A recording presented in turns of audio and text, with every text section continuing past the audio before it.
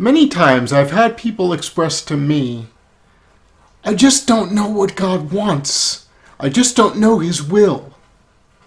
And usually when they say that, it's in regards to some type of situation or some type of circumstance, especially one concerning divine intervention. And this problem is fairly common. And though it is common, it is easily solved by simply knowing more about God and about His nature and about His character. Now, when I say that, it sometimes offends people, and they've gotten angry with me in the past saying, well, are you suggesting that I don't know God? And I've responded to that with the honest answer of, well, probably not as well as you could.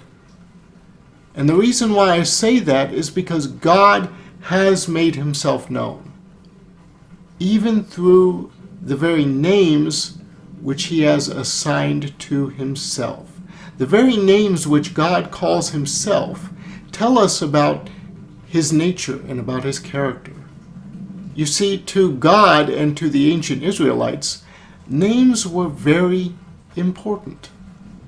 They weren't merely stylistic choices that we sometimes make names out to be today. Rather, names carried great purpose and great meaning.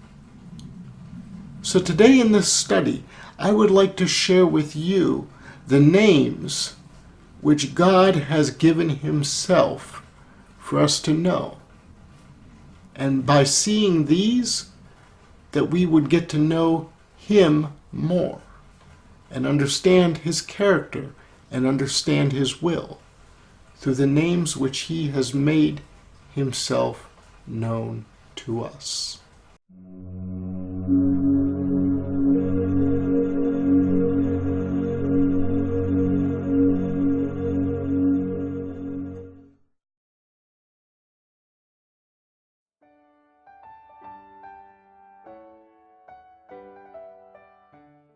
Welcome to Thriving Branch. I'm Jim. Today we are talking about names, specifically the names which God has given Himself, for us to know more about Him, to understand His character, to understand His will. And this may seem like a trivial thing at first, to know the names of God. Some people have these posters of all the names of God on their walls or in the back of certain books, or they have them written down as notes in their Bible. But why are these names given? Why did God give Himself a name? Why did God give Himself many names? As we begin today, I will admit right from the start that this will be more than one study, because there are so many names which God has made known to us, the most important of which is Yeshua, the name of His beloved Son, Jesus, who brought complete salvation and redemption to all. And what you will find in this series of studies is that all of these names are wrapped up in Yeshua, in Jesus. And included with Jesus is all of these names. You see, the benefit of seeing all these names comes from the detail that each name in particular reveals to us about a different aspect of God's character, a different aspect of His nature. Because when we stop to think about it, God didn't need to name Himself. I'm going to say that again. When we stop to actually think about it, God did not need to give Himself a name. God didn't need to name Himself for His own benefit. He already knew who He was. You see, the reason why He gave Himself a name, and the reason why He gave Himself each of these names, was precisely for our benefit of knowing Him, understanding His character, being confident in what we can expect from Him. And the very first name of God, connected with covenant, that we see in the scriptures is found in Genesis chapter 2, verse 4. And that is the name spelled with 4 Hebrew letters. It is Yod He Vav He, which is Yahweh. The basic pronunciation of the name is Yahweh. Although the Hebrew letter Vav can also be pronounced as an O sound or an U sound. And this is an important point because this name is what I like to call a combination name. The totality of this name can be translated as God was, God is, and God will be. In other words, he's always existed, and he always will exist. And this tells us something fundamental and something foundational to our understanding of who God is. And that is, he has always existed. He's present right now, and he will always exist in the future as well. In short, he doesn't wear out. God does not grow old. God will never not be there. He is totally reliable and always available. That may seem like a small point, but it's actually much bigger than what we give it credit for. See, sometimes I think we tend to have this view of God as not really being available or reliable. That he's someone who we can't really count on. Yet this very first name, the very first name which God has revealed to us, debunks that false idea. God wants us to know that yes, we can indeed count on him, and he is always available to help. And this is actually the very important and foundational point that I was talking about. This is very healthy to understand this and have a good relationship with him. Because honestly, if we cannot trust his availability, if we cannot trust his help, then how can we trust him for anything? Especially salvation. And interestingly enough, Yod He Vav He, the name Yahweh, is also part of a series of what are called compound names, which God has revealed. They all begin with Yod He Vav He. They all begin with Yahweh, which is in itself a testament to their permanence. As we begin to look at these compound names, they should fill your heart with peace.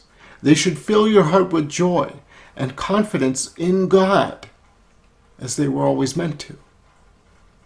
Take, for example, one of the compound names of God that is closely related to this one is Yahveh Shama, which is found in Ezekiel chapter 48, verse 35.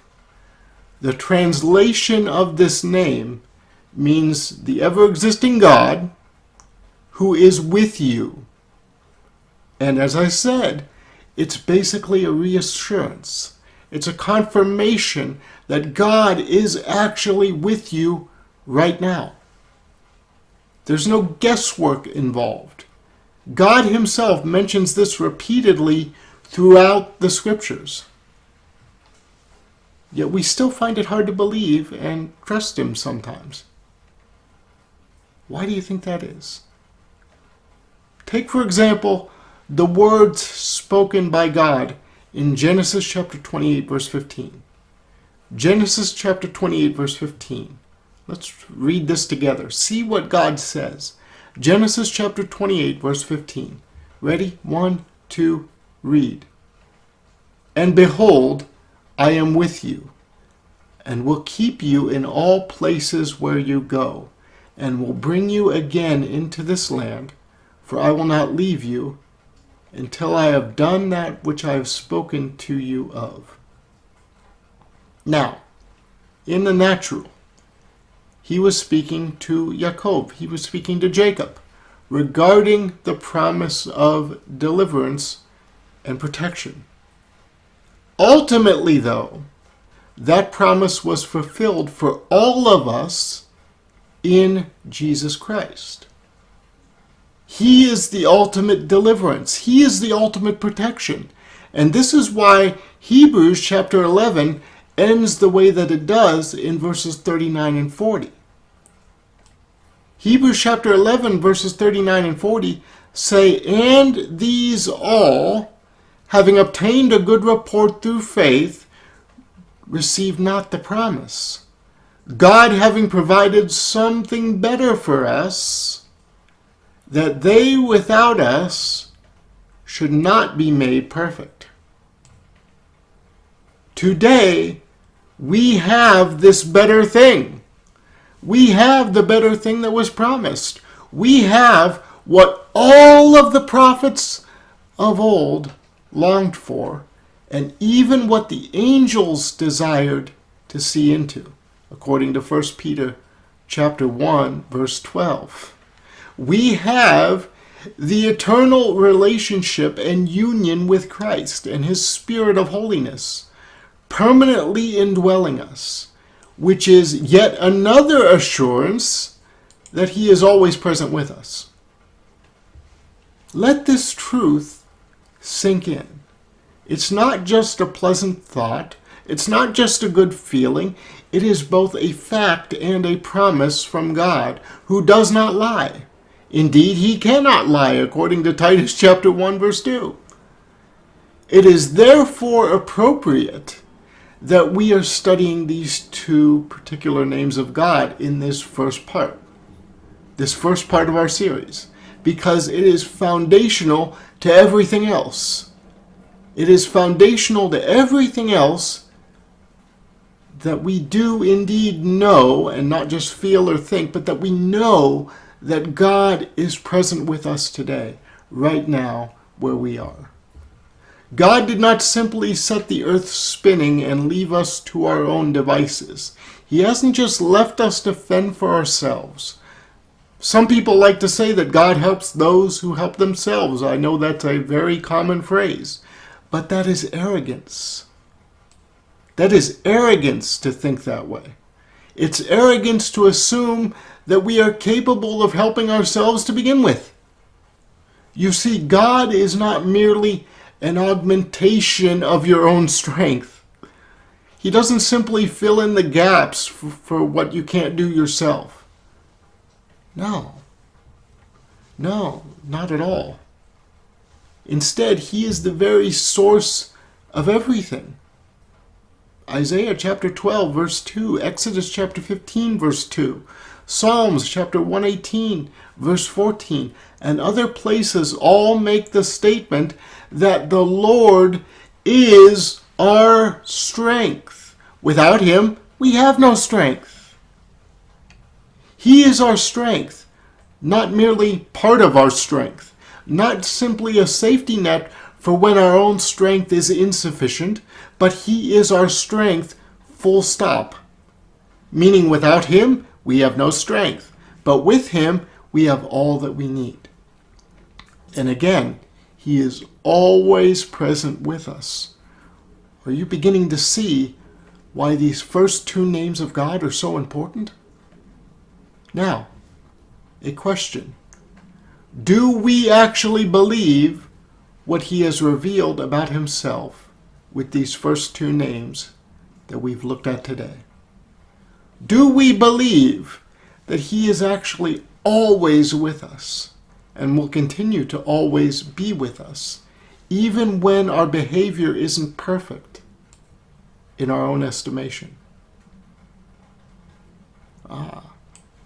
There's something that might expose some wrong thinking, some wrong believing. Do we believe that God is always with us and will always be with us, even when our behaviors aren't perfect? Even when circumstances and feelings try to tell us otherwise? Even when our own thoughts would betray the truth? This, my friend, this is why knowing this and recognizing the truth about the way God has revealed himself is so vital. Because when emotions and feelings and stray thoughts would try to confuse and condemn us and pull us away from our union with Christ and his finished work, we can rightly and justly put those thoughts and feelings away in favor of the truth which God has spoken about himself. Remember, it is God himself who gave himself these names for the express purpose that we would know him and that we would know his character. God spoke this truth about himself and the name which he has revealed to us. And we can and should be thankful that this is not from the mind or the mouth of a man, but that God has revealed himself this way, so it's completely trustworthy. Be sure to return next time as we continue looking at the names of God and see more aspects of his nature and his character that he wants us to know. He wants us to know these things about himself. Until next time, be blessed.